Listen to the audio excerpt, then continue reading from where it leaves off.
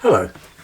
Tonight I'm going to have a look at, this is an N2 body, and I'm going to change this into a Great Northern Railway looking loco. Most of you have seen the Southern engine that I've done. Similar, I stripped it. I'm going to show you how I stripped this one and how roughly I did this. So I'll put that one to one side.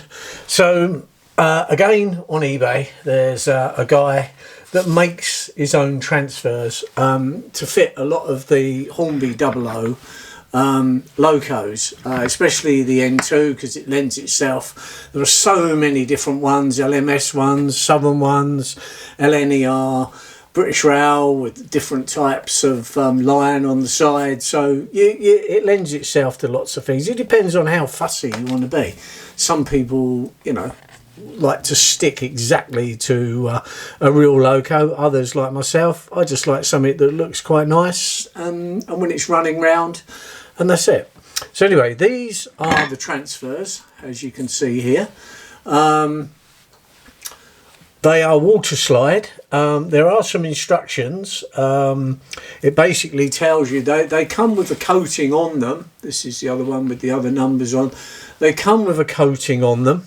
But what it does, as we go through the process, I shan't be putting the transfers on tonight, obviously, because I'm going to start stripping the loco down and then prime it, paint it, and so on.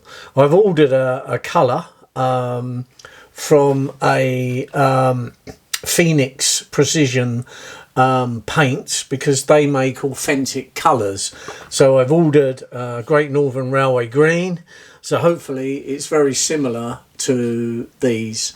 Also, you get the little Hornby Meccano sticker that goes on the back of the loco. Let me see if I can find one.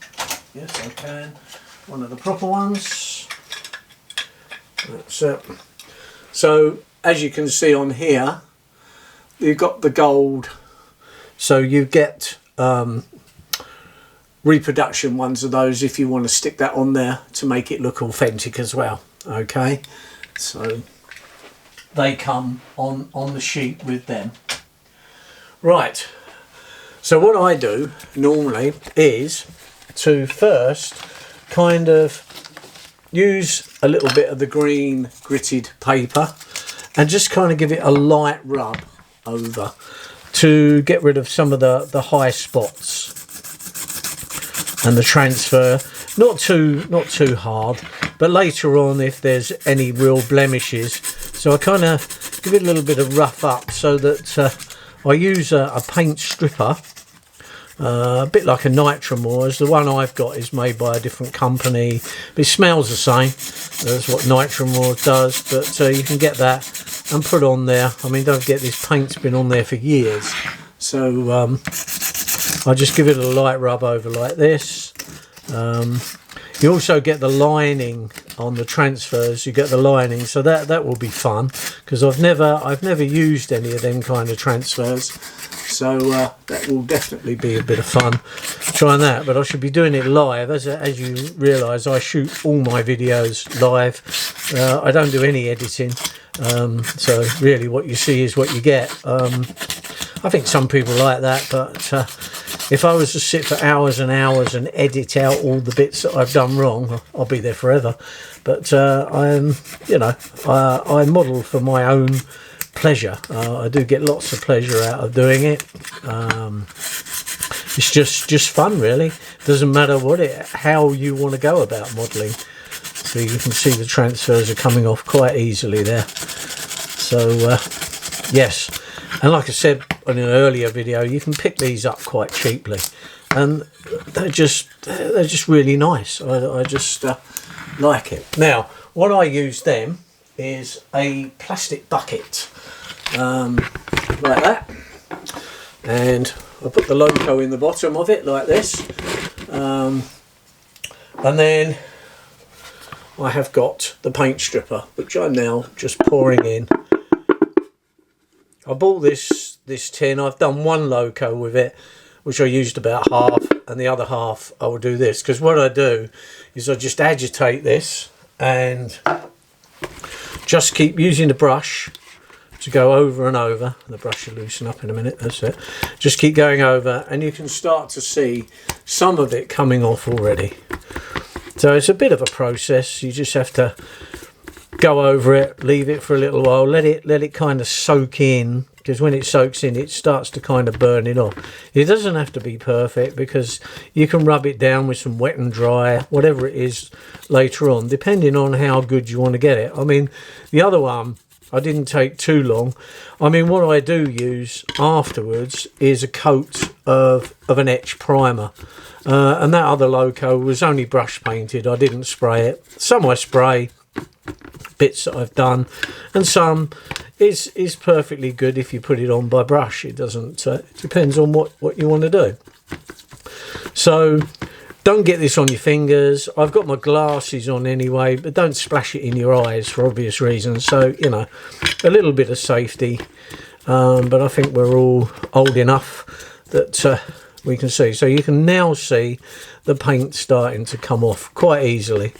Okay, so all you need to do is just keep manoeuvring it about. It doesn't matter about the inside, because obviously you're not going to see that at all.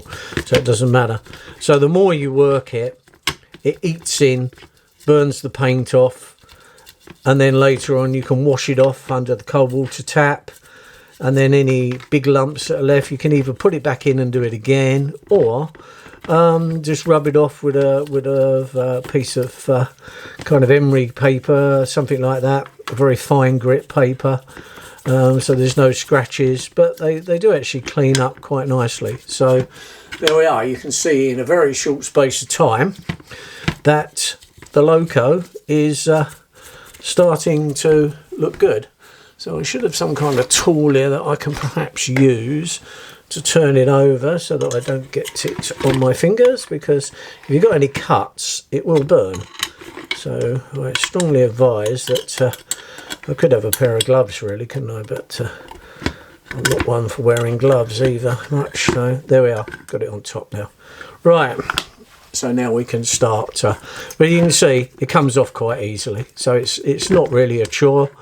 And the other thing is, once you've got it soft, you need to wash it off quite quick, because what'll happen when it dries out, the paint will dry back on again. So I will do so much of this, and then I will take it away and wash it, and then put it back in and keep going and going and going till the paint comes off. So tonight's video, quite short, but at least you can see what happens if you've never done this kind of thing before. I mean, obviously a lot of modelers, obviously with a lot of the modern locos, they're no good with the plastic. I don't think this stuff would make plastic last too long, but with them you just normally give them a light rub down and just spray over the top. But with this, it's you know, you can be a little bit rougher with it, because it's not going to melt. So there we are. So that's the loco. By the time I've given that another few brushes around and a wash off under the cold water, you'll find that a lot of that will be gone, and that hasn't taken long at all. So that's how you take the paint off. I mean, you could just rub it down if you don't want to go through this process, but I just find it speeds it up a bit quicker, so that, you know, you can get on within a few days. I'll give it normally either 1 or 2 coats of the primer, gives it a good base. I've obviously got to wait for the top coat to come, but I mean, I could also find a flat green, a matte type green that I could use for an undercoat if I wanted to, just to put that on, and then put the top coat over that. And depending on how that comes out, it'll either be 1 or 2 coats. So don't really know a lot of the time. I still use a lot of Humbrol paints, you know, the little pots like that. I use lots of these. I've got loads. I don't know how many I've got there. 30, 40 tins of paint. Yeah, I've done some acrylic paint, and that's okay. I'm kind of, because I'm a bit old school, I'm more of an enamel paint person than acrylic. I'll tell you what acrylic is good for. and a lot of the watercolour if you're doing some kind of scenic type stuff, because you can blend the colours and make lots of colours by mixing them easily together. So anyway, I think that's enough of you watching me push a brush around this evening. So anyway, that's the loco well on its way. So tomorrow I'll show you basically just the final rub down, wipe off, and we'll just put the first coat of primer. So you could say tomorrow could be a bit like watching paint dry. Well, that's up for you to decide. But anyway, so for now, I'll bid you farewell, and I'll speak to you tomorrow. Thank you very much. Bye now.